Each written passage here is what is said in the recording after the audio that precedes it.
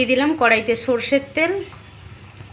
এবার দিয়ে দেবো বড়ি ভাজার জন্য। বড়ি ভাজা হয়ে গেছে, এবার তুলে নেব। এবার কড়াইতে নুন হলুদ দিয়ে এবার চিংড়ি মাছগুলো তুলে দেবো। চিংড়ি মাছ ভাজা হয়ে গেছে, তুলে নিলাম, একটা পাত্রের মধ্যে রাখলাম। এবার ওই একই তেলের মধ্যে তেজপাতা, শুকনো লঙ্কা আর 5 ফোড়ন ফোড়নের জন্য দিয়ে দেবো। এবার কেটে রাখা আলুগুলো দিয়ে দেবো। কেটে রাখা লাউ শাকগুলোও দিয়ে দেবো। দিয়ে দেবো স্বাদ মতো নুন আর দেবো পরিমাণ মতো হলুদ। এবার ঢাকা দিয়ে দেবো কিছু সময়ের জন্য।